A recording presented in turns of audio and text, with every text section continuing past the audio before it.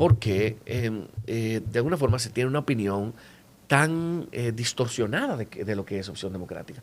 Opción Democrática es un partido sumamente inclusivo, eso sí. Eso sí. Es un partido basado en la tolerancia, eso sí, pero eso es lo que yo soy. Entonces, por eso, cuando yo tomo esa decisión, a mí me hace todo el sentido. Pero nosotros tenemos, que es algo que se ha resaltado mucho, un líder de la comunidad LGTB, activo, pero tenemos dos pastores evangélicas. Oye, qué nivel, oye, qué espectro. Tú tienes dos pastoras evangélicas, de hecho candidatas, y tenemos un líder de la comunidad LGTB. Eso es lo que te dice, eso es lo que te dice que es una virtud. Es un país, es un partido que es capaz de hacer lo que nosotros no estamos haciendo como sociedad, que es entendernos y discutir los temas que importan.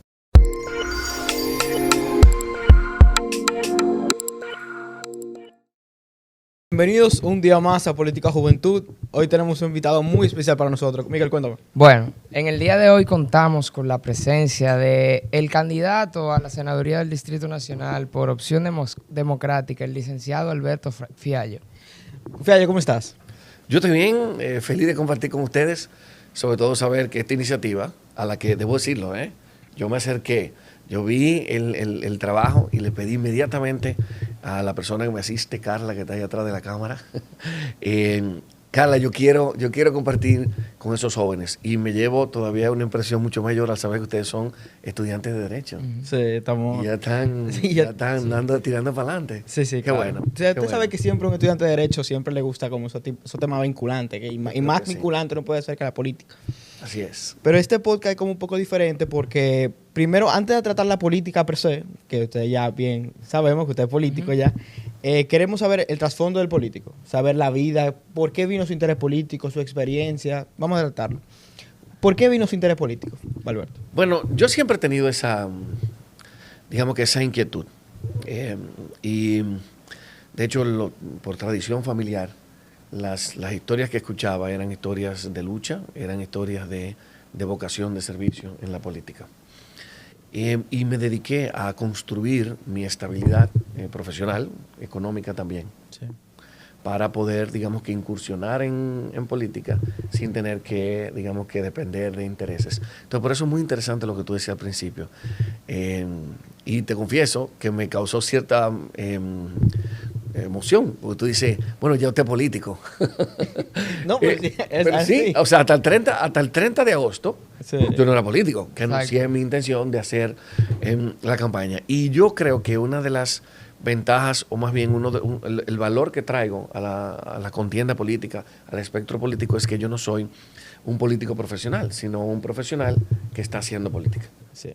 Que es, digamos, que una diferencia que yo creo que es importante que marquemos y que me permite, obviamente, haber vivido en carne propia lo difícil que es emprender en República Dominicana, lo difícil que es ser empleado y luego lo difícil que es ser empleador. O sea, que son unos datos que yo siento a veces que nuestros políticos profesionales no entienden, no saben. Inclusive hay políticos que si nos ponemos a pensar, ni siquiera sabemos de qué viven porque no tienen una fuente de ingreso. Exacto. Y ya tiene su vida entera en la política y cómo se mantiene Claro. aparte de la política. Yo creo que eso es interesante. De nuevo, no una crítica, yo creo que es una cuestión de hacer mucho más transparente nuestro sistema. En los países desarrollados hay políticos profesionales también, y ellos lo que tienen es un sueldo de su partido. Entonces yo creo que eso es parte de los retos de transparencia que tenemos para saber y no tener que preguntarnos de quién vivirá, sobre todo quién paga por nuestros políticos. Esos son uno de los datos más interesantes y los retos más interesantes que tenemos en política. Sí. Alberto, ahora, ¿verdad? Siempre tenemos esta pregunta. Queremos saber de tu vida estudiantil. Cómo fue esa vida, si hubo una persona que verdaderamente te influenció políticamente en esos años de secundaria y de universidad. Es una pregunta interesante. Bueno, yo me gradué a los 16 años. Del colegio. Del colegio, Okay. claro. Bueno, sí, ¿verdad? No, porque ya hay ¿Tú te gente que imaginas? se gradúa a los 17 años en la universidad. O sea, imposible. Pues yo me gradué Ronnie, a los 16 años. Y la verdad es que a los 16 años muy pocos jóvenes saben lo que quieren hacer. Sí. Entonces, yo lo que quería era ser comunicador social. Y de hecho ustedes estaban muy jóvenes, si habían nacido. Había un programa que era un canal que era de Juan Luis Guerra, Sí. que se llamaba Mango TV. Sí, ¿Tú te acuerdas, pero chiquitico? Y entonces había gente que lo que hacía era promocionar un video. Entonces decía, ahora vamos a poner un video muy interesante. Yo quería hacer eso. Ok. Eso es lo que quería hacer. Y mi papá, obviamente, me dijo, mira, mijo, yo te voy a dar opciones, como tú no estás seguro, comunicación social no, yo te voy a dar opciones y tú las escoges. Pero mientras tú te decides en esa opción, entra en medicina. Y efectivamente entré en medicina. Hice 2 años de medicina. Ok. A mí me fascinó la idea de curar, la idea de, digamos, de estudiar anatomía, fisiología, pero no era lo mío. No me hacía feliz. Esa Sí, es la verdad. eso pasa mucho, ya más a esa edad también, como uno está Ajá. como, bueno, el primer año siempre como muy... Es difícil, muy ¿verdad? incómodo, porque Ajá, ese incómodo. cambio del bachillerato a la universidad, uno dice, en realidad me gusta lo que Ajá. estoy estudiando. Tú no puedes saber esa edad, No, señor. incluso eso me pasó a mí, yo estaba estudiando algo que no me gustaba y yo me cambié a Derecho, Y porque te por eso. cambiaste a derecho. Claro. Ah, pues mira, estamos igual, viejo. ¿Te Así gustó? No, claro. No, me no, encanta. Se nota. Me encanta, me Se encanta. nota. Pues así fue. Yo también cambié a derecho y la verdad que yo encontré ahí mi pasión. Cuando estuve en la universidad, obviamente ese ímpetu de participación hizo que fundáramos el Comité de Estudiantes de Derecho. El primer Comité de Estudiantes de Derecho lo fundamos un grupo bastante variopinto. ¿Pero de qué universidad? De Pucamaima. Ok. Ya, bueno, sí, buen punto. Yo me gradué de la Pontificia Universidad Católica Madre y Maestra y ahí, por ahí para el año 98, fundamos el primer Comité de Estudiantes de Derecho. Te cuento que había un intento que fue fallido algunos 15 años antes, en el cual estaban figuras como Felucho, figuras políticas interesantes, que habían tratado de hacer una asociación de estudiantes de Derecho. Pero como se podía entender como un matiz, un poquito de amotinamiento, de sindicato, las autoridades no estuvieron muy de acuerdo.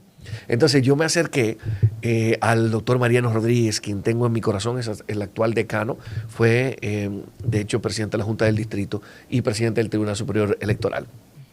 Era nuestro director de la carrera y yo dije, profesor, nosotros tenemos la urgencia, la matrícula 96 tiene la urgencia de hacer un comité de estudiantes de derecho. Y dice, bueno, mire, eso fue problemático. Y me puso un reto que yo creo que él pensaba que era imposible, que era, ok, tú tienes que unificar la matrícula 95, 96 y 97. Y si de ahí sale un liderazgo que aglutina a esas 3 matrículas, que son las que están vigentes ahora mismo, ok, puede ser tu comité. Y de ahí, señores, surgió el Comité de Estudiantes de Derecho. Déjame decirte qué personajes estaban ahí. Yayo, Farideh Raful, César Dargán, fíjate la figura que están ahí. Sí. Julia Muñiz, está ahí. Carlos Sánchez, Carlito Sánchez. Sí, Carlos Sánchez. Sí, sí, Carlito él Sánchez. mencionó que- Oye, las figuras que se reúnen ahí, que de hecho ahora yo creo que existe posibilidad de que me toque enfrentar la candidatura a la senaduría De la con Farideh. la senadora Farideh Raful. Entonces, imagínate qué reto más interesante. Entonces, ahí fundamos el Comité de Estudiantes de Derecho, Andrés Lugo, que es actual viceministro de la presidencia, y entonces lo que hicimos fue que señores, como la política, ese fue el primer ejercicio político Sí, en eso mi vida. sí, claro. Como la política, porque tuvimos que asignarle poderes, poder a cada una de las matrículas. O sea, como Entonces, cada director es como un ministro de eso de la universidad. literal, Así mismo exactamente. es. Entonces, ¿qué tuvimos que hacer? Una cuestión tan híbrida que tú dices, pero acá, ¿y qué monstruo es este? ¿Por qué? Porque teníamos un secretario general, que era yo, Ujú.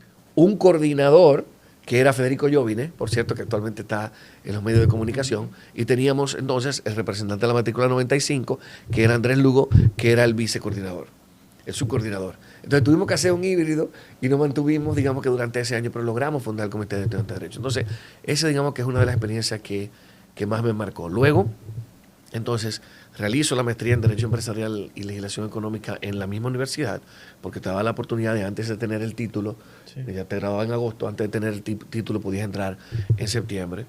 Tengo el honor, la dicha de ser becado por el gobierno del Reino Unido e Irlanda del Norte, a la beca Chevening, que me llevó durante 1 año y medio a la Universidad de Bristol a hacer una maestría en Derecho Internacional Público. Ese amor que tú estás desarrollando, Miguel, por el Derecho Internacional Público, yo tuve la suerte de estudiarlo de mano del doctor Malcolm Evans. Y entonces hago la maestría en Derecho Constitucional que era un requisito pendiente. Te cuento que ya yo había comenzado a dar la materia. Y el profesor Cristóbal Rodríguez, a quien aprovecho para mandarle un abrazo, me dijo que él quería que yo le diera la materia del Estado. Y yo, como soy tan respetuoso de la educación formal, Sí. yo le dije, no, yo no voy a darla. Yo voy a cogerla. O sea, él fue a buscar un profesor y se llevó un estudiante. Entonces hice la maestría en Derecho Constitucional en UNIBE y luego hice la maestría en el segundo amor de Miguel, que es Derecho Administrativo en la Universidad de Castilla-La Mancha. Entonces actualmente estoy haciendo... España. En España, claro. Actualmente estoy haciendo un doctorado en Derecho Constitucional Tributario en la Universidad de Salamanca. O sea que Muy amo muy estudiar. interesante. Amo estudiar. La Eso- verdad que ese para mí es doctorado está- completamente... Ese doctorado está de todavía. Yo se lo creo, porque- Oye, ¿cuál es el tema? La tesis doctoral es el uso de los principios constitucionales de derecho tributario como herramienta de lucha contra la pobreza. Entonces, lo que yo pretendo probar es que si tú utilizas los principios de derecho tributario, que son justicia, legalidad, equidad e igualdad, en un sistema tributario, tú puedes erradicar la pobreza. Ok. Qué interesante, ¿eh? Está muy Bueno, pero me interesante. toca probarlo. Bastante interesante. Ay, exactamente.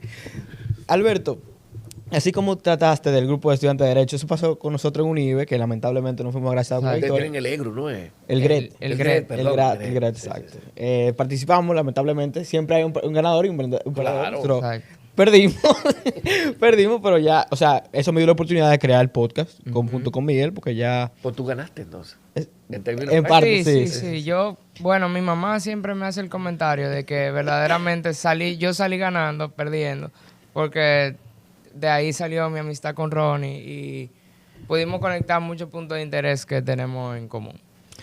Eso es verdad, estoy de acuerdo. Y de hecho, generalmente las madres dan los mejores consejos. Sí, sí. Alberto, ya un tema ya de tu política actual, Sí. te quería preguntar, ¿por qué Opción Democrática? Porque antes de la pregunta, antes de que me responda la pregunta, vemos que Opción Democrática es un partido muy controversial, por lo menos ahora, en estos momentos, con su forma de pensar de algunos dirigentes del mismo partido. ¿Usted también se identifica con el pensar de los candidatos? Pero claro, de hecho, déjame, eso me da una oportunidad de oro, Ronnie, para poder hablar de mi partido. Si tú me conoces, y yo espero que tengamos la oportunidad, porque este es el inicio de una larga amistad, esa es la verdad, tanto contigo como con Miguel. Muchas gracias. Igual. Cuando nos vayamos conociendo, tú te vas a dar cuenta que la opción democrática, o sea, la opción clara para mí era definitivamente Opción Democrática, sobre todo por su ideario. ¿Qué pasa? Opción Democrática, no me pregunte por qué. Y te voy a hacer una anécdota que refleja un poquito cómo tú no controlas lo que la gente siente y piensa sobre las cosas. En este caso, sobre Opción Democrática. No, yo fui consultor jurídico de la Dirección General de Impuestos Internos y cada consultor jurídico tiene su impronta, su estilo. Sí. Y el mío fue de lucha contra la evasión. Okay. Yo creo que es uno de los grandes retos que nosotros tenemos en República Dominicana. Y mis Verdaderamente. propuestas están marcadas, bañadas por ese interés digamos, de la lucha contra la evasión. Sobre todo de los grandes contribuyentes. Pero nosotros, para hacerte el cuento corto, había una reunión en ese momento del presidente Medina y el presidente Fernández, que se iba a dar lugar en un hotel, propiedad de una persona que estaba siendo sometida a un proceso. No quiero dar nombres, no, una claro, cuestión claro, de claro. cuidado, Sí. no es necesario. Claro. Eso fue público. El caso es que el viernes nosotros habíamos hecho una publicación de que íbamos a vender los bienes porque estábamos persiguiendo, íbamos a vender Claro. los bienes de ese grupo económico. El viernes mismo fueron a pagar. El domingo tuvo lugar una reunión en un hotel de ese mismo grupo económico, que fue la reunión famosa entre el presidente Medina y el presidente Fernández justo antes de las elecciones. Sí. Y el lunes, entonces nosotros publicamos que el contribuyente había pagado. Y todas las personas, las redes explotaron diciendo que en esa reunión el líder de ese grupo económico había conseguido que la DGI flojara, por decirlo en un término, digamos, práctico. Pero primero, ¿a quién le cabe en la cabeza que una persona va a entrar a la reunión de los dos principales líderes en ese momento político y dice, señores, yo sé que ustedes están hablando y están decidiendo el destino del país, pero para que ustedes sepan, yo tengo una deudita de... eso es impensable. Exacto. Pero la gente piensa que sí, porque la gente tiene una suspicacia y una desconfianza natural con el poder y justificada. Entonces, llevando ese ejemplo a esto, yo digo, yo no sé por qué de alguna forma se tiene una opinión tan distorsionada de lo que es Opción Democrática. Opción Democrática es un partido sumamente inclusivo, eso sí. Eso sí. Es un partido basado en la tolerancia, eso sí, pero eso es lo que yo soy. Entonces, por eso, cuando yo tomo esa decisión, a mí me hace todo el sentido. Pero nosotros tenemos, que es algo que se ha resaltado mucho, un líder de la comunidad LGTB, activo, pero tenemos dos pastores evangélicas. Ujú. Oye, qué nivel, oye, qué espectro. Tú tienes dos pastoras evangélicas, de hecho candidatas, y tenemos un líder de la comunidad LGTB. Eso es lo que te dice, eso es lo que te dice que es una virtud. Es un país, es un partido que es capaz de hacer lo que nosotros no estamos haciendo como sociedad, que es entendernos y discutir los temas que importan. Porque, y vamos a hablarlo por nombre, Juanjo tiene el mismo derecho que tiene Ronnie, que tiene Miguel y que tiene Alberto a participar en la película. Juan José Ujú. tiene el mismo derecho que tiene todo. Pero además tiene unas propuestas interesantísimas. Pero de alguna forma nosotros nos concentramos en lo que nos desune y no en lo que nos une. Y lo que nos desune es esa diferencia, esa intolerancia a ver que un hombre se ponga falda. Sí. Entonces, yo entiendo los retos que nosotros tenemos como sociedad, pero también digo, miren, traten de ver más allá. Yo tengo diferencias, nosotros compartimos un ideario, pero yo tengo diferencias ideológicas con Juanjo, con las pastoras evangélicas, con otros miembros del partido, y eso es completamente natural. Lo que nosotros nos tiene que unir es una base sólida de participación y de compromiso político. Eso es lo que nos tiene que unir. Pero también pensar, Ronnie, que en el PRM todo el mundo piensa igual, es iluso. Sí, Porque en también. el PLD o en la Fuerza del Pueblo. Pero se ve más por Opción Democrática, porque los temas a colisión que ellos tratan Exacto. a veces acaparan los medios. Vamos a decir, como un ejemplo, el aborto, Sí. el matrimonio homosexual, que ellos lo mencionan. Pero todo el mundo está hablando, porque tú veas cómo son las cosas. Todo el mundo está hablando de matrimonio homosexual. Ujú. Me explico. De nuevo, esto no es una defensa. No, no, claro. Sí, no, o sea, estamos conversando. Y Exacto. lo útil de eso es que hablemos, señores. Hablemos. Lo importante es conversar, discutir las ideas. Y eso es lo único que nos va a hacer romper esas barreras de que de progre y conservadores, y Sí, izquierdita, derechita. Ahora hay que woke. Woke. Lo woke. Ajá, exacto. Eso, así caracterizan a Opción Democrática como un partido de woke. Bueno, yo te voy a decir algo. La verdad es que la media, yo tengo que ser más viejito. Bueno, no, mi no más viejito que yo, pero yo tengo que ser más viejito ahí. No, pero hay que hacerlo también. Hay que hacer énfasis que Opción Democrática es de jóvenes. Sí, sí, Es de sí, jóvenes, sí. o sea, la media ahí tiene que ser como 26 años. Mira, tú tienes un Felipe Gavilán, por ejemplo. Tú tienes una Nicole Pichardo. Una Nicole Pichardo, candidata a Estrella, C4. Candidata, exactamente. O sea, Un José la verdad que es un Horacio. partido, José Horacio, que también es de los jóvenes más viejitos, pero que también es sumamente joven, pero sobre todo piensa como joven. Y señores, ustedes son una muestra de eso. Los jóvenes sí están interesados en política. De hecho, ustedes están mucho más interesados en política. Yo no estoy hablando de política partidaria. Yo no estoy hablando de haberte metido a tiempo en un partido grande. Yo no estoy hablando de eso. Que les preocupe, que les mueva la política. A esta generación que la de ustedes, les mueve mucho más que lo hizo la generación mía. Y te lo dice un tipo que estaba constantemente activo, escuchando y viendo lo que había en la política. Ustedes, la verdad que el interés que ustedes tienen es mucho más marcado. Pero ustedes no se creen la movie. Porque, señores, cuando yo voy a dar clase, Sí. ¿tú te das cuenta? Mis clases son de construcción de conocimiento. Es decir, en mi clase se debaten. Tú lo puedes decir cualquier estudiante que haya tomado clase conmigo. Todos los días que vamos a dar clase, arrancamos con un debate, con la fórmula de debate competitivo, principalmente la de foro público. Y yo quiero que tú veas el interés que ponen los jóvenes en los temas que le afectan, pero ellos no se creen en la movie. Cuando yo comienzo a decirle datos, ellos dicen, que Juan Sin Tierra, por ejemplo, cuando estoy explicando Sí, sí, sí. el debido proceso, que Juan Sin Tierra, ¿verdad? Que lo dejaron sin tierra porque era el hermano, y el tipo lo que al final de cuentas lo que decía es que todo el tiempo te quería invadir Escocia cuando volvía con el moco para abajo, y perdónenme la expresión. No, está bien. Los señores feudales decían, no, pero este tipo otra vez, este loco, Ujú. que no acaba de entender que no va a poder invadir Escocia, como nunca pudo Inglaterra invadir Escocia, viene para acá y cada vez que pierde, nos sube los impuestos a nosotros. Sí. Oye, el debido proceso nace de un tema tributario, principalmente. Cuando tú le dices eso a los muchachos, tú lo ves, googleando, a ver si es verdad que el profesor está diciendo, está diciendo. Entonces, ahora mismo ustedes tienen un acceso a la información que los hace a ustedes mucho menos, digamos, vulnerables a creerse la movie. Ahora ustedes, y de hecho, señores, ¿qué ha pasado? ¿Qué es lo que le exige ahora mismo la población a los políticos? Coherencia. Sí. Porque hay políticos que han destruido prácticamente su credibilidad frente a los demás. Ustedes estaban hablando de uno que se pasó de una función, estábamos hablando de uno que se pasó de una función, o sea, aspiró a una función pública completamente alejada a la función a la que quiere hacerlo ahora. Exacto. ¿Y qué es lo que le están ustedes, exactamente, Exacto. qué es lo que ustedes están exigiéndole? Coherencia. Coherencia. Sí, sí. Y a mí, honestamente, díganme ingenuo, pero yo creo que nosotros hemos madurado profundamente en los últimos 10 años. Sí, eso es así. Sí, sí. Eso es Yo así. creo que sí, políticamente. Sí, eso es así. La Marcha Verde nos lo dice, la lucha por la cementera, la Plaza de la Bandera, nos dice que aquí hay un nivel de... Señores, nosotros votamos en contra del PLD, sin crisis. En República Dominicana no había crisis económica. De hecho, la masa pobre recibía transferencias. Ujú. El Es que cierto. votó por rechazo a la corrupción y la impunidad. Es mentira que los pobres nada más votan por los 1.500, porque antes eran 500. Antes era- Por los 1.500 pesos y el pica pollo. Eso no es cierto. Este país ha alcanzado un nivel de madurez. Y yo creo en eso. Y yo apuesto a eso.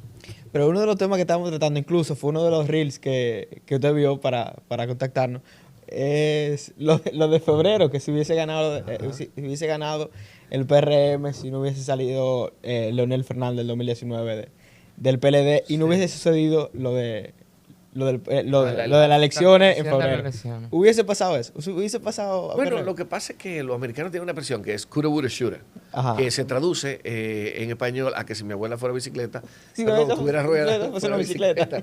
Entonces, yo he escuchado ese análisis y me parece muy interesante.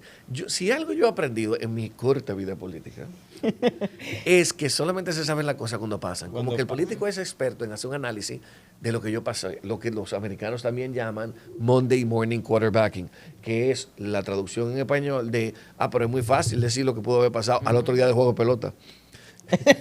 Claro, Eso es si cierto. él hubiera pichado mejor, nosotros ganamos. Bueno, sí, Pero no pasó. Entonces, los políticos tienen esa virtud de, digamos que de decir qué cosas hubieran pasado. Yo sí pienso que el voto contra el PLD fue un voto consciente, yo creo que fue un voto de rechazo, pero sobre todo fue un voto que mostró mucha madurez política, que yo mismo, honestamente, no la pensaba. O sea, que eso llena de mucha esperanza. Así como usted habló de opción democrática, que usted ve como que tiene un partido que tiene mucho futuro en eso de los jóvenes, ese tipo de cosas. Queremos saber las razones por las cuales no entró a otro partido, como el PRM, la Fuerza del Pueblo, que creció y maduró y envejeció en un año nada más, que el 2020. No, y también quisiéramos saber, agregando eso mismo, ¿por qué el Congreso? Perdón, Son ¿por excelentes qué, no, preguntas. por qué no solamente la Exacto. Cámara alta, no entró a la baja? La baja, o no aspiró también a un puesto municipal. A la alcaldía, por ejemplo. Exacto. Sí. Ok. Bueno, por parte. Sí, sí. No, fue una- Sí, no, genial, no, perfecto. Bueno, primero, ¿por qué? Yo creo que la decisión de ir al Congreso es, bueno, primero, ¿por qué no un partido? Actualmente no me une ideológicamente a la cúpula de esos partidos, porque es que hay que hacer las diferencias, señores. Y no podemos ser ligeros diciendo el PLD, la fuerza del pueblo. ¿Por qué? Porque ellos tienen una realidad, ellos tienen una base. Ujú. Entonces tú tienes una cúpula, esa cúpula, esa élite, que lo ideal, lo democrático es que se vaya renovando, Ujú. pero la élite actual y yo no compartimos ideológicamente. Sí. Eso no significa que uno no pueda unirse abrazando un mismo proyecto o una causa. Pero actualmente no me unen ideológicamente la cúpula dirigencial de la Fuerza del Pueblo, del PLD, ni del Partido Revolucionario Moderno. Grandes amigos, grandes coincidencias en algunos temas, pero en general no hay un espacio donde yo dijera, mira, presidente Fernández, a mí me gustaría acompañarlo en este proyecto. Ese, digamos que la razón principal. Pero también es un poquito, en el caso del PRM puntualmente, es una cuestión también de respeto de espacios. O sea, independientemente de que no compartimos la forma de ver y hacer la política, es una cuestión de respeto de espacios porque Farideh sigue siendo una figura muy importante dentro del partido. Y debo decir que una joya de senadora.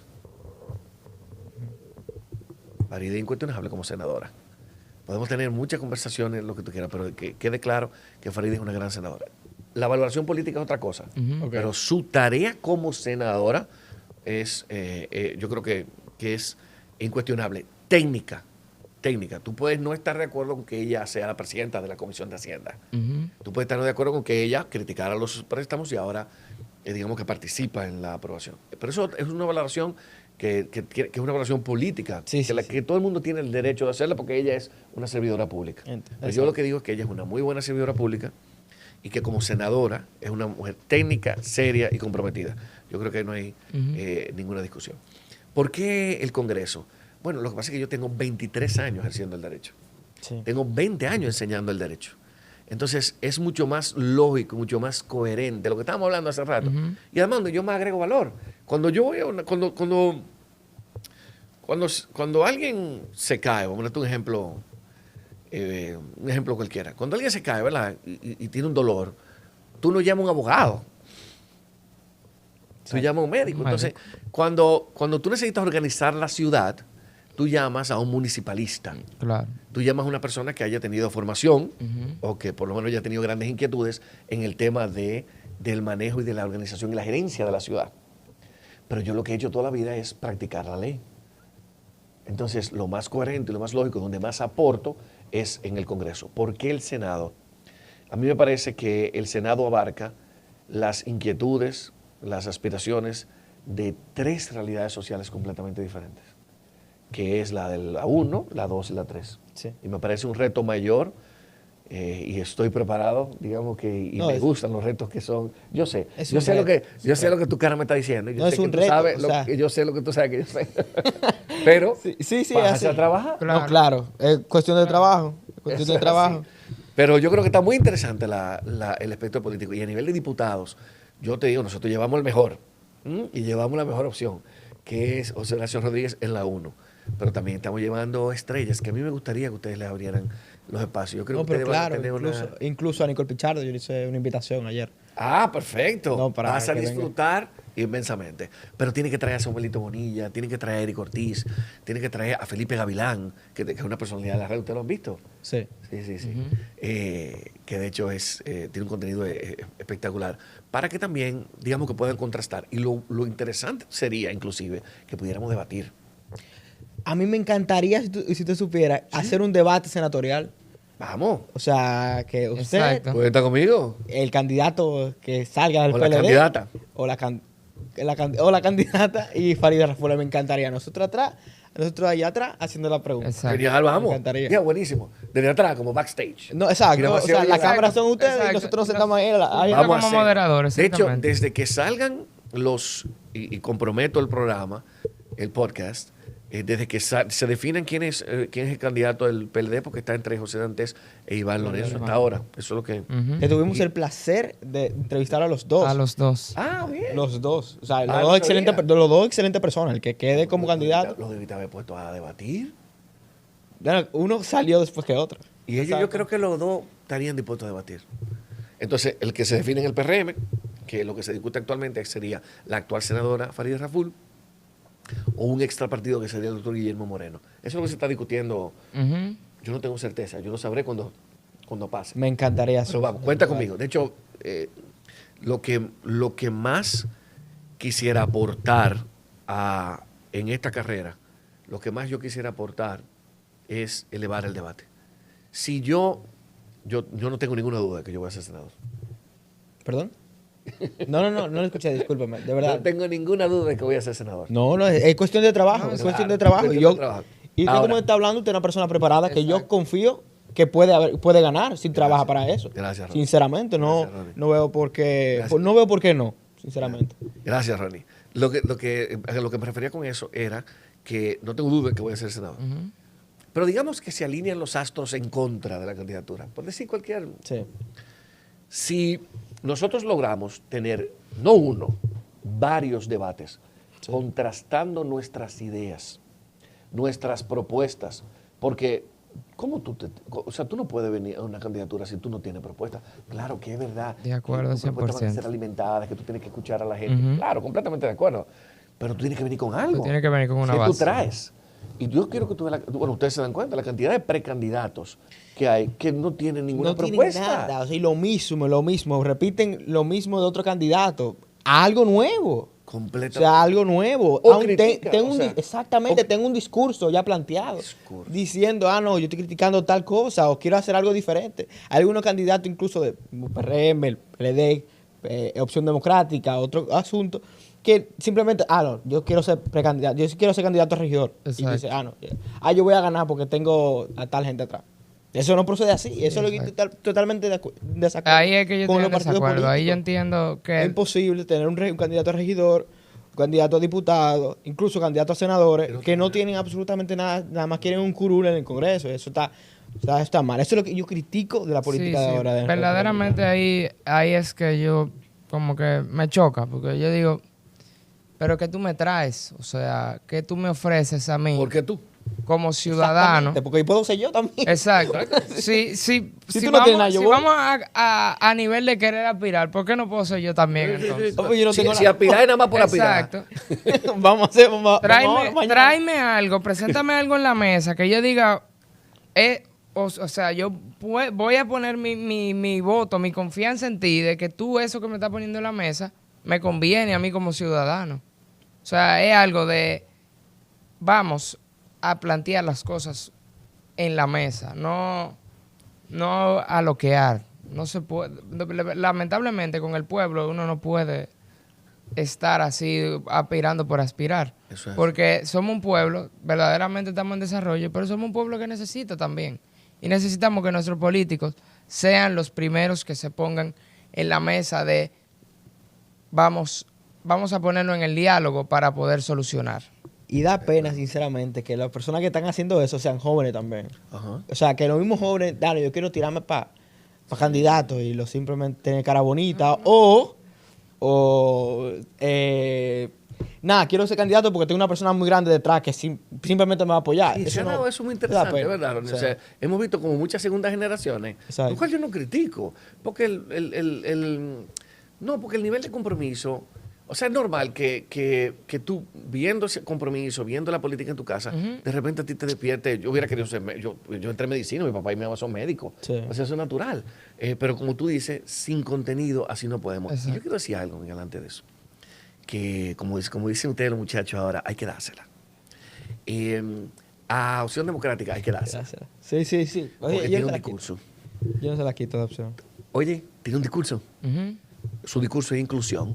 Sí, ustedes saben que hay gay en mi partido. Pero tiene un Sí, discurso. sí. No, que hay gay en mi partido que tienen espacio y que están siendo candidatos. Ujú. O sea, pero eso tú lo sabes, ¿verdad? Claro. Pero también sabes que la lucha por el medio ambiente también. Ujú. Y sabes que las tres causales. Dime cuál es el discurso del PLD. Ambiguo. No, el del PRM. Ambiguo. O el del también. PRM. Ambiguo Porque el también. presidente está de acuerdo con las tres causales, Exacto. pero no se aprueban. Exacto. Entonces, Eso es cierto. hay que dársela. Que tú no te de acuerdo en otra cosa, pero que viene con discurso y con contenido. Lo que pasa es que No es Estado así, no está es de así. acuerdo. No, exacto. Hay algunas cosas que yo no estoy de acuerdo. Exacto. En opción democrática, pero también ahora- si tiene un discurso que quiere avalarse con eso y sigue con eso, puede llegar a hacerlo. Claro, pero también, Ronnie, el problema es que no te están dando la opción de no estar de acuerdo con ninguno de los otros tres porque no te dicen Exacto. nada. Exacto, es cierto.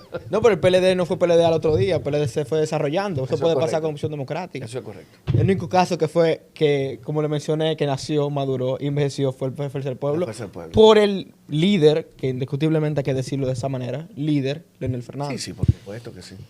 Pero ya que estamos tratando de eso de propuestas de jóvenes, candidatos que no tienen ninguna, y yo sé que usted tiene, dígame la suya. Claro. Explíqueme Mira, la suya. ¿cuánto tiempo tenemos? Déjame explicarte por qué. Porque mi propuesta, y mira acá la muerte de la risa, para yo desarrollarte mis propuestas, me gustaría que tú me dieras 10 minutos. Yo te la voy a tirar, Sí, sí. pero tú vas a hacer una pregunta al final. Mira, yo no te he dicho qué pregunta, y yo te apuesto que yo sé qué pregunta tú me vas a hacer. Dios, si yo la pudiera anotar. No, vamos con la pizarra. No, Exactamente. Ven, Una préstame el hoja. celular, préstame el celular. Exacto. Tú a ver. Vámonos. Cuéntame una hoja. Atiende. No, yo lo voy a hacer. Era muy fácil. Mira.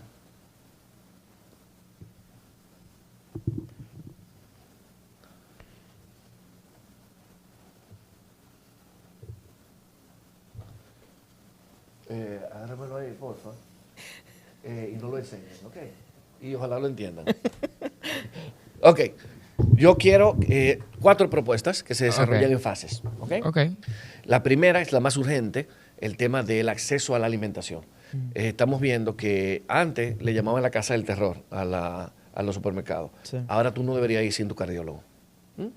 Es lo que ha subido el precio de los alimentos es una locura. Pero eso se siente, eso irradia todas las clases sociales. ¿Por qué? Porque si bien tú tienes a gente muy pobre recibiendo transferencias directas del gobierno, ese dinero no le da. Pero entonces tú tienes una clase media que no tiene las transferencias directas, que te comía 5 días de pechuga y no más puede hacer 3 días. Esa es la realidad, eso es lo que está pasando. Entonces yo propongo eliminar el 50% de los impuestos a los combustibles.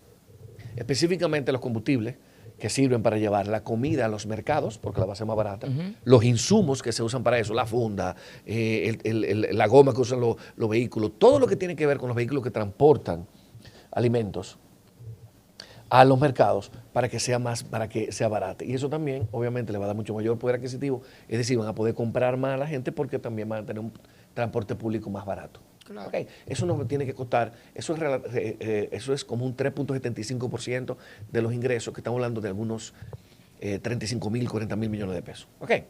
Segunda propuesta, seguridad ciudadana. 66% de los dominicanos entienden que más que el empleo y la comida, su preocupación es la seguridad ciudadana, principalmente el tema de los atracos.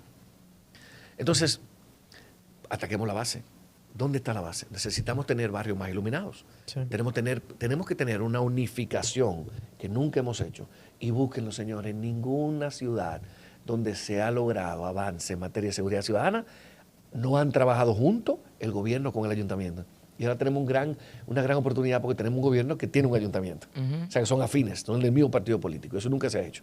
Para que trabajen juntos, pero también para que tengamos policías mejor entrenados, equipados, pagados mucho más dignamente, para que tengamos más jueces y más fiscales. Yo fui consultor jurídico de la Dirección General de Impuestos Internos y tuve que ir a 85 audiencias preliminares. Ustedes ya lo dieron, procesal penal. La preliminar, ni siquiera la de fondo. Tuve que ir a 85 audiencias para caerle atrás a un evasor. Es una locura. El Estado es una locura. Entonces, eso, imagínate usted, la señora a la que le quitan la cartera, ¿con qué fuerza lleva ahí 85 audiencias para caerle atrás a un atracador que va a salir de ahí a volver a atracar? Eso es cierto. Entonces necesitamos más jueces, más fiscales, necesitamos un sistema de privación de libertad, cárceles que ofrezcan una segunda oportunidad de verdad. O sea, que esa oportunidad que no tuvo ese muchacho en el barrio, esa muchacha en el barrio, la tenga ahí. Que Infotet se traslade ahí, que Infotet me lo forme ahí, que ese muchacho salga con una forma de sustentarse, pero además un programa de reinserción efectivo, porque sale con un PhD. ¿Y quién contrata un preso? Tiene que haber programas de reinserción y el Estado debe ser también un espacio para hacer eso. ¿Cuánto nos va a costar eso? Eso nos cuesta, yo pretendo asignar el 10% de los ingresos, que son el equivalente como el 2% del Producto Interno Bruto. Esos son algunos 120.000 millones de pesos. Eso es lo que nos va a costar. Tercera propuesta, la ley Vive Mujer. Todo esto es en fases y todo esto está entrelazado y se sustenta económicamente en la cuarta propuesta. Como dicen en Instagram, que espera la cuarta propuesta, que es la que más te va a interesar. Ok. Entonces, tercera, la ley Vive Mujer. Los hombres estamos matando a las mujeres. Esa es la verdad. 500 en lo que va, en 500 mujeres en los últimos 10 años. 52 mujeres en lo que va de año. Es una locura.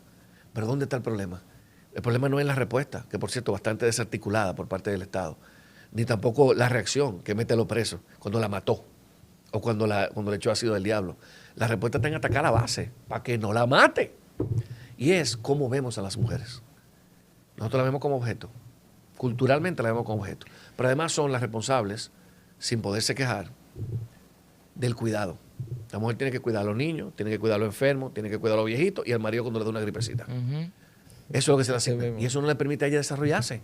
Entonces, ¿qué tenemos que hacer? 2 cosas. Primero, tenemos que enseñarle a los niños desde la escuela que las mujeres y los hombres son iguales en cuanto a derechos y oportunidades. Porque es otra cosa que le han pegado a mi partido, y que el tema de ideología de género. Nadie cree en ideología de género en mi partido. De hecho, la ideología de género es un invento, sistema de pensamiento que se inventaron que se ha venido desarrollando, desde Simone de Beauvoir, pero viene con Judith Butler, viene con Margarita de Whittaker, que es una propuesta que hacen una serie de gente con la que nosotros no estamos de acuerdo, porque sería quitarle el componente biológico a todo el tema de crianza. Pero podemos dedicarle un programa a por qué ideología de género es una propuesta, primero con la que no estamos de acuerdo, y segundo que no es tampoco una propuesta. Yo pensaba que una de las propuestas de la Opción Democrática Para es... nada. La ideología de género, de hecho, es, de nuevo, hay personas en mi partido inclusive que niegan la existencia de ideología de género porque lo consideran que es digamos que una forma de desacreditar la perspectiva de género, que es un mundo completamente diferente. No, yo digo, mira, hay gente que ha estudiado eso y hay gente que está planteando eso. Tú no, pero también hay gente que está planteando mil locuras en el mundo. Entonces, tú no puedes decir que no existe, por ejemplo, un capitalismo progresista, yo no estoy de acuerdo, pero por ejemplo, tú tienes un Stiglitz, con un Anthony Giddens, o una tercera vía, por ejemplo, o la economía dona de Kate Denworth. Tú puedes estar de acuerdo o no puedes estar de acuerdo, pero tú no puedes decir que no existe, porque ella está planteando eso. Entonces, Judith Butler y Margarita de Whittaker tienen teorías que coinciden con lo que la gente llama ideología de género, porque además, de hecho, ellas ninguna hablaron de ideología de género. Ellos ya hablan de lo que se llama gender travel, que es discusiones sobre género. Y eso, el que se inventa eso es un pastor peruano que habla de la ideología de género. O sea, ese nombre ni siquiera es utilizado por las personas que hablan sobre eso. Pero ese no es el tema. El caso es que hay que formar a los muchachos para que sepan que es importante que sepan que los niños y las niñas son iguales en cuanto a derechos y oportunidades. Y que el niño se involucre en las tareas del hogar. Yo no sé si ustedes me siguen, pero yo tengo, después de aquí sí me seguirán, yo tengo una sátira que se llama Hombre Hombre. ¿Tú lo has visto? No, yo sí lo he visto. Claro, que donde yo lo que hago es una sátira, una crítica soterrada al macho vernáculo y criollo, al macho típico, donde yo digo, mira, el hombre se le hago los ojos, ahora el hombre llora. Entonces, digamos, con un poquito de ese contraste. Entonces, yo creo que nosotros tenemos que llevar esa teoría y esa cultura del hombre a las escuelas, pero también tenemos que robustecer esas redes de apoyo. Es decir, no solamente las estancias infantiles, que deben incluir educación integral. Las estancias infantiles generalmente son espacios donde tú llegas a los muchachos. No, ahí tiene que haber formación, ahí tiene que haber estimulación temprana. Eso tenemos que tener en las estancias infantiles, pero tenemos que tener un lugar donde vayan los enfermos mentales. Tenemos que tener un lugar donde vayan los viejitos también con dignidad. Pero la mujer que no pueda, porque por las circunstancias que se tenga que confinarse o quedarse en la casa para cuidar, ella tiene que recibir una transferencia del Estado. Sí. ¿Por qué? Porque si no, lo que se vuelve es violencia económica. Imagínate a la mujer que trae a su papá a vivir a su casa. Sí, es un problema. ¿Qué dice el marido? Ahora yo tengo que alimentar 2 bocas. ¿Por qué? Porque ella es una boca. Ella no es una pareja, ella es una boca.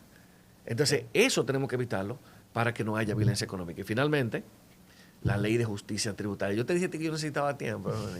La ley de justicia tributaria. Y más con esa, que me interesa muchísimo. Esa te va a venir como anillo al dedo, sobre todo que tú estás como estudiante, y estoy seguro que vas a tener un próspero ejercicio del derecho. Y con lo primero que te vas a encontrar es con el tema de la nefasta Dirección General de Impuestos Internos. Entonces tú te vas a encontrar con un sistema tributario que es arcaico, un sistema tributario que es complicado. Tú tienes como emprendedor que hacer un IT1, un IR1, si eres persona física, un IR2 si eres persona jurídica, un IT1, tienes que hacer un 606, un 607, un IR3, un IR17 y el 809 para llamadas locales. Es una locura. Eso nadie lo entiende. Y te obliga a ti a encarecer el proceso, o porque incumpliste sin querer, porque es un entramado demasiado complejo, o porque tienes que pagar a un contador. Pero además, la informalidad, señores. Sí. Más de la mitad de la fuerza laboral activa de República Dominicana está en la informalidad.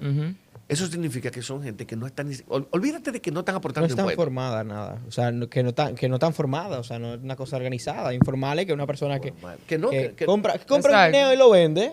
Exactamente. Pero mi problema no es tanto que no pague impuestos, porque es mentira que no pague impuestos. Lo está pagando de algo, o sea... Lo está pagando de manera indirecta, lo paga interno, o sea, activo el consumo, correcto.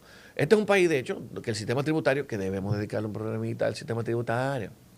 El sistema tributario está sostenido. Yo te dejo con esa para que tú lo uses como para el principio del podcast que hablamos sobre el sistema tributario. Este es un sistema tributario continuará, ¿verdad? Esta historia continuará. Este es un sistema tributario que está sostenido básicamente sobre los pobres, la clase media y dentro de ellos a los asalariados. Esa es la verdad. Entonces tú tienes más de 2,5 millones de personas que están en la... Pero olvídate de que se aportan o no aportan impuestos. Es que no están recibiendo seguridad social. No van a tener una vejez digna. Si tienen una enfermedad, un accidente laboral, se van a tener que quedar en su casa y morirse Claro. pobres. Sí. O sea, las consecuencias de la informalidad son tremendas. Pero además también hay otras distorsiones que vamos a estar corrigiendo, pero que por razones de tiempo no podemos desarrollar. Entonces, ¿tú me puedes hacer la pregunta? Yo tengo dos preguntas. Dale. Yo tengo una. Ah, pues empieza Dale. tú. No, tú tienes dos, yo tengo A una. ver, yo tengo una. Ya cuando usted está en el Congreso, o sea, yo digo ya usted ganó. ¿Cómo usted se va a ver con la imposibilidad de aprobar Por ahí proyecto va de mi ley, pregunta. Excelente proyecto de ley estando en oposición Exacto. o estando en un partido Minoritario. minoritario dentro del Congreso? Exacto. Una. Excelente Dos. pregunta. Dos. La dos la estoy desarrollando. Bueno, Sí, Miguel. exacto, mi pregunta iba por ahí. Sabemos muchos que verdaderamente cuando uno está en la oposición se complica que tus proyectos de ley pasen por un tema De votación. de dentro votación, de- exacto, de que uno tiene menos posibilidades. Entonces, queremos saber, exacto, cómo usted va a lograr que eso se logre aprobar. Sí, mira, es una excelente pregunta. ¿Por qué? Porque nosotros solamente tenemos 2 candidatos a senador y senadora. Daris Estrella, en Ocoa, y mi candidatura en el Distrito Nacional. O sea que solamente tendríamos 2, no tengo duda de que vamos a ganar los 2, pero solamente tendremos 2 de 32. Exacto. Lo que significa que tendremos que buscar el consenso de los demás, 30. sin pensar en los 190 diputados. Sí. No aceptamos los 190, pero que hay 190. Entonces, sí, claro. Bueno, eso tiene varias respuestas. La primera es que yo he escogido temas que nos preocupan a todos y todas. La emergencia alimentaria, el precio de los combustibles, la seguridad ciudadana, los feminicidios y la justicia tributaria es un tema que nos une. Ujú. Entonces yo no tengo ningún problema, Miguel, en que mis propuestas sean asumidas por otro legislador. No, y por ejemplo, también pasa mucho en conjunto que, por ejemplo, salen entre 2 legisladores la misma propuesta.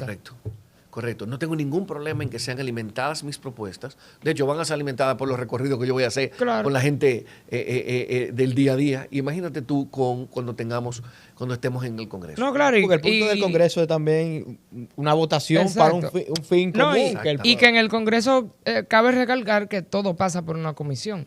Dígase Sí, que Exactamente. Donde se revisa. Donde todo Claro que se revisa. Pero yo no tengo ningún problema. Yo siempre cito a don Porfirio Rodríguez, que me dijo que, no me lo dijo a mí, de hecho, se lo dijo a José Horacio. Y yo me enteré de que se lo dijo y lo repito. Dijo, mira, hay veces que en política hay que dejar que otros se lleven el crédito para que las cosas pasen. No tengo ningún problema en eso. Entonces, yo creo que esas son 2 razones muy poderosas por las cuales debería pasar. Pero también yo creo que instalaremos en un Congreso con un compromiso político mucho más fuerte que el hate. O sea, yo creo que la condición de hater que uno Sí, pueda tener, sí. porque el otro tiene propuestas que pueden ser más interesantes o que pueden generar capital político, yo creo que pues, y yo también ofrezco, así como yo recibiré el apoyo, yo también ofrezco mi apoyo a toda propuesta, Miguel, toda propuesta que no siendo mía, sea una propuesta que contribuya, porque al final de cuentas el capital político lo generamos cuando hacemos cosas Claro. a favor de todos, que de hecho debemos dedicarle un programa a la educación. Y ahí- Oye, pero veo que tú... ahí yo estoy de acuerdo. No, pero está interesante Yo- el tema de la educación. Ahí está yo estoy de interesante. acuerdo. Miren, yo soy de lo que entiende que ya la Cámara debe de pasar de ser un relajo y una payasada. De acuerdo. Debemos eso debe parar, que cada 15 días salga, que lo que se resalte de la sesión del Congreso sea que 2 senadores empezaron a tirarse de todo. No, ¿por De qué? acuerdo. Si lo que vinimos fue a hacer un trabajo legislativo. Y tú estás diciendo senadores, pero los diputados Pues también. no, eso es caos, otro mundo, es otro- otro mundo. Yo ahí no me caos. meto. Yo ahí tengo mis opiniones. Yo ahí no me Pero meto tú sabes que me porque... ayuda, Miguel. Ya metiéndolo en temas más digamos que puntuales o más específicos. Hay que ir a la Cámara de Diputados y verla. y ver cómo está, cuál es la disposición. Está hecho como una especie de anfiteatro, donde todos miran hacia el oráculo de Delfos, que es el presidente de la Cámara. Eso ni siquiera propicia el debate. ¿No? Tú tienes que desarrollar tu artículo y para escuchar a tus compañeros, si te toca estar al frente como está el pobre José Horacio, yo no sé cómo uno tiene para poder escuchar a los compañeros. A los compañeros, digamos que en el hemiciclo. Yo pienso que debemos pensar en una estructura completamente diferente. Primero, la discusión sobre la unicameralidad, yo creo que es importante, pero digamos que dejando el status quo, el estado de cosas, deberíamos pensar en una disposición completamente diferente. Los diputados y senadores deben verse, porque ahí se da una discusión. Tú no estás tirando ideas a un presidente, tú estás compartiendo, pero inclusive para la dinámica de la interpelación, o de la invitación a las cámaras, es imposible, que es una de las propuestas que hago, es intensificar la cantidad de interpelaciones, en el caso de que proceda, pero sobre todo invitaciones a las cámaras. Yo pienso que hemos sido muy tímidos históricamente en utilizar el Congreso como un espacio de reclamar socialmente las cosas que están bien y las cosas que están mal. Eso es así. Entonces, la disposición, es una idea, cosa loca mía. Y yo digo, si nosotros tuviéramos eso como un anfiteatro, como los octagonales que ustedes tienen en UNIVO, los octagonales que tenemos en Bucamayama, las discusiones fueran como muchísimo más ricas. Claro. Eso pienso yo. Bueno, no vamos a hablar de ti, no vamos a hablar de ti. Espérate, tú no me has hecho la pregunta. Pero yo te voy a dar tu orejita, que yo sé cuál es la pregunta que tú tienes que hacer. Yo te voy a dar tu orejita. ¿Y cómo se va a hacer toda esa propuesta en 4 años de gestión? Es una buena pregunta. Pero eso no preocupa tanto. Vamos a ayudarte. Yo necesito 155,000 millones de pesos.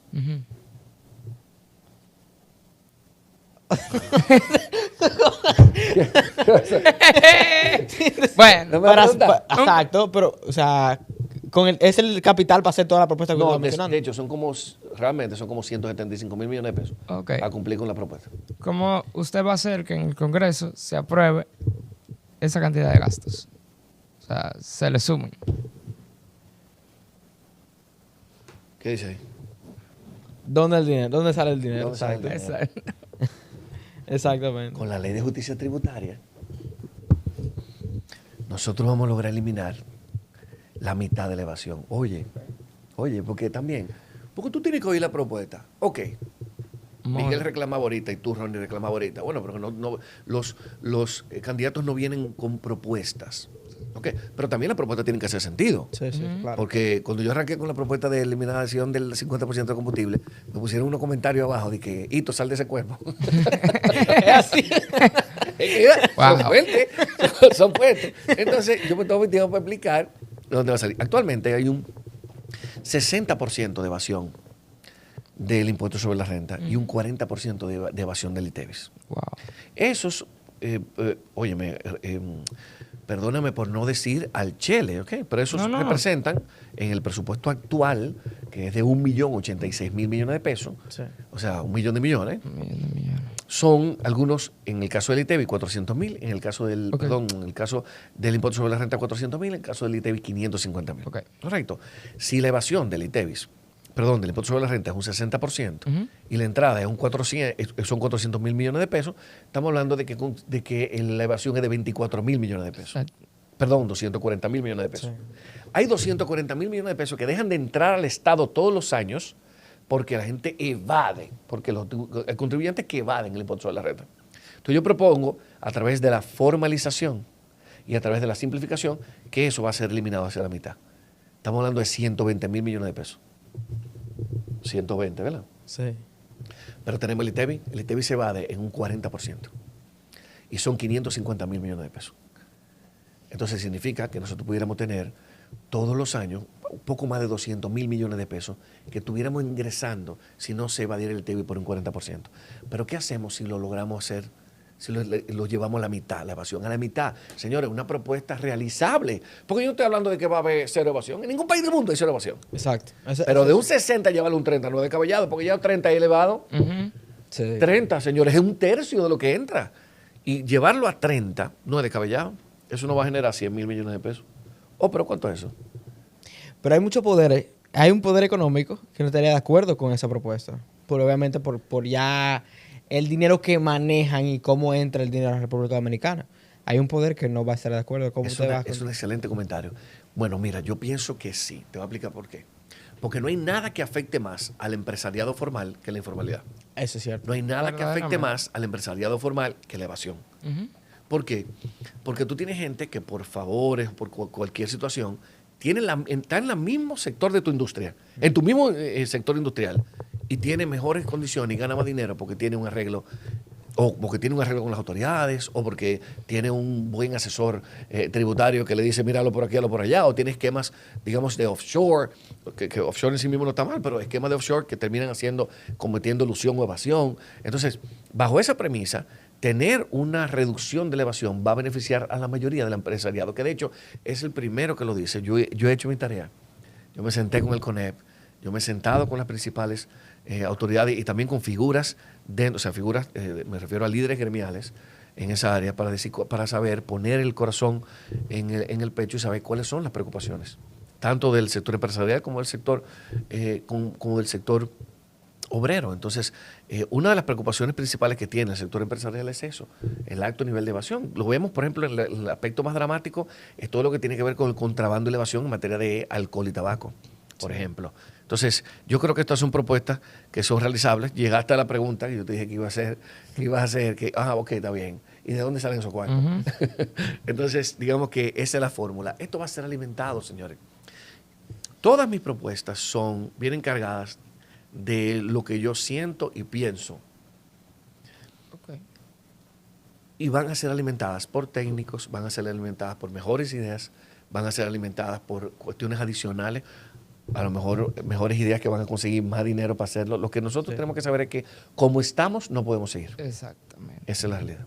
Sí, y antes de cerrar, quiero tratar un tema muy importante, que es lo que está pasando ahora mismo en Haití. Exacto. El ¿Qué usted- licenciado comentaba que él tenía una maestría en el que es Derecho mi internacional amor en el derecho internacional público. Recientemente, el presidente de la República dijo que habíamos tenido una victoria diplomática con eso. Entonces, yo quiero saber su punto de vista, sabiendo que usted es una persona, ¿verdad?, que está estudiada en el tema. Gracias. Mira, yo soy muy respetuoso del presidente, pero sobre todo le reconozco, y de hecho me he puesto detrás de él, me refiero, lo he apoyado Ujú. digamos que en ese trayecto coherente que él ha tenido con el tema de que la comunidad internacional apoya a Haití. Claro. ¿Ok? Y que la Haití no puede tener una solución exclusivamente dominicana. Estamos completamente de acuerdo. Ahí estamos todos de acuerdo. Pero yo no estoy de acuerdo con que sea necesariamente una victoria diplomática. De hecho, creo que tenemos razones para pensar que lo que ha ocurrido en Haití a través de la resolución 2699 del Consejo de Seguridad es una curita, no una cura, Sí, sí. una curita, pero en una herida que es más grande que la curita. Te Ya. explico. No, eso es cierto, Te es cierto. explico. Es un problema mucho mayor lo que está pasando en Haití con esta República Dominicana, porque están diciendo, no, pero ustedes hacen lo mismo y nosotros lo criticamos, ahora lo estamos haciendo nosotros, y hay un tema de poderes también en Haití, porque no hay ningún representante directo. No hay Exactamente. presidente. En Haití primer no hay con ministro. quién negociar ahora mismo. Exactamente. Pero la gente está pensando confiada, porque lo que decía, mira, en Haití se han reportado de enero a septiembre 3.000 homicidios y 1.500 secuestros. Sí. 3.000 homicidios y 1.500 secuestros. Eso es tierra de nadie. Sí, sí. Toda la parte sur está gobernada por bandas. Bandas. Esa es la verdad. Ahora, la gente dice, wow, qué bueno. Ahora vienen a intervenir. No. Comencemos a hablar de qué fue lo que pasó ahí. Sepamos que el Consejo de Seguridad es el único órgano, que es un órgano de Naciones Unidas, que es el equivalente al Poder Ejecutivo, Ujú. que puede autorizar el uso de la fuerza. Y para eso tiene que no puede haber un veto de los 5 miembros principales, los con poder a veto, que fueron los que ganaron la guerra, Ujú. la Segunda Guerra Mundial. Entonces, por eso hubo una abstención, que ustedes vieron que se resaltó en los medios de comunicación, que hubo una abstención tanto de China como de Rusia. Pero es una cuestión de hate, porque como es una iniciativa de los Estados Unidos, ellos no quieren, no quieren que se les genere ningún capital político mundial eso. Realmente esto es una iniciativa de Estados Unidos con Ecuador, que fueron los que redactaron esa resolución, la resolución 2699, que no está disponible, no la busquen. Pero eso es usual. O sea, cuando son resoluciones que se hacen tan rápido, las grasitas se las meten después y es como 1, 2 o 3 semanas que uno la puede ver en la... Pero sí está la nota de prensa de la misma página de la ONU. ¿Y qué se decidió aquí? Se decidió enviar a Haití lo que se llama un MSS, un Multinational Security Support. Eso es un apoyo de seguridad multinacional, no una misión de la ONU. Recordemos que Haití tiene 30 años intervenido en términos prácticos. Y la última vez, o la última vez no, porque la última fue la MINUSTA. Cuando estuvo la MINUSTA, que fue del 2004 al 2017, liderado por Brasil, siempre fueron misiones de la ONU, misiones de paz. Sí. Esto no es una misión de paz, sepamos eso. Esto es un acto irresponsable del Consejo de Seguridad, donde dice, ok, autorizo el uso de la fuerza porque me lo pidió Haití, porque ni siquiera una autorización de uso de fuerza. Haití se lo pidió hace un año. Sí. Sí. Entonces, acogiendo la solicitud de Haití para yo poder para que ellos organicen su Policía Nacional, les vamos a mandar una fuerza multinacional. ¿De quién? Bueno, de los que quieran. Ah, Kenia levantó la mano. Dale, vamos a eso ahora, vamos a eso. Kenia levantó la mano y dijeron que, tú quieres. Pues sí. Okay, pues ven entonces, ¿qué tú das? No, yo mando 1000 gente para allá. Yo mando 1000 policías. 1000. ¿Tú sabes cuánto? Ay, Dios mío. ¿Tú sabes cuánto fue la primera, cuando pusieron en el 2004, cuando pusieron el pie en Haití? ¿Cuántos eran? ¿Cuántos llegaron? 12,000. ¿Tú sabes cuánto terminaron siendo? 37,000. 37,000 unidades, pero estamos hablando de brasileños y uruguayos. O sea, estamos hablando de gente con formación. El Producto Interno Bruto de Kenia es como 50,000 millones de dólares más que de nosotros. Ellos son el número 120 en el ranking de paz mundial. O sea, ellos tienen problemas. Ellos tienen problemas. De hecho, la fuerza de paz debió haber sido allá. Exactamente. ¿Tú estás oyendo? Sí, si tienen problemas, ¿yo cómo voy a solucionar? Pero además 1,000. Oye, los Estados Unidos va a dar 200 millones de dólares. ¿Tú sabes cuánto costó? La MINUSTA, 9 billones de dólares. Los Estados Unidos está 200 millones de dólares. Tú dirás, pero bueno, espérate, Alberto, ellos no van solos. La Nación Unida convocó a que los países lo apoyaran, sí. Hasta ahora, ¿quién lo han apoyado? Dale. ¿Quieres saber? ¿Quién? Jamaica, Bahamas y Antigua y Barbuda. Wow. Ay, perdón. No hay nada. Entonces, ¿cómo tú vas a solucionar un problema? Ellos tienen 10,000 policías. O sea, tú le estás ofreciendo, pero oye otro problemita. ¿Qué se habla en Kenia? Swahili e inglés. ¿Y el francés para cuándo? Eso es cierto. Entonces ellos van ahí a resolver el problema de la banda por señas. Con 1,000 policías que no están entrenados, que lo van a entrenar ahora. Ellos quieren crear otro problema. Que si viene, se va a solucionar este problema. Va a crear un problema mayor. Va a crear un problema mayor. Entonces, lo que yo digo es que, al contrario, lo que yo le sugiero al gobierno es que diga en el escenario internacional que esto no es una solución. Al contrario, que esto es postergar la solución real. Porque en este relajito no podemos tirar 5 o 10 años. Diga que ellos lo que están en el proceso. Y con la frontera como decimos que está para la firma. Y con la frontera cerrada. Ellos no van a poder cerrar la frontera por mucho tiempo. Bueno, por supuesto. El presidente ha sido muy, yo entiendo que ahí él ha sido muy fuerte. Vamos a decir muy claro que hasta que no se solucione no se va a abrir la frontera. Porque Haití ahora mismo, si se abre la frontera, va a ser un problema gigantesco para nosotros. Pero hay un tema, Miguel. Se supone que esto va a estar listo en enero, dice el secretario Blinken. En enero que ellos van a poder comenzar a mandar esos. Entonces nosotros vamos a durar hasta enero con la frontera cerrada. Eso plantea. Y hay una cosa de importación y exportación de Haití también.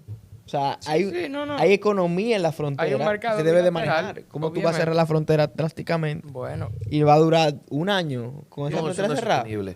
No es sostenible en el tiempo, pero yo entiendo que cuando se tomó la decisión de cerrar la frontera fue la mejor decisión que se pudo tomar. En ese momento. Bueno, yo te voy a decir algo, ya no, con lo que estábamos hablando ahorita, ya no lo podemos evaluar. Fue la decisión que tomó el presidente y me imagino que tomando en cuenta todos los factores que tenía enfrente. Yo estoy de acuerdo contigo. Es decir, yo lo que sí hubiera querido es que inmediatamente hubiéramos activado la diplomacia internacional, que hubiéramos convocado la OEA, que hubiéramos convocado el Consejo de Seguridad. Y eso no pasó nunca, nunca fuimos al Consejo de Seguridad.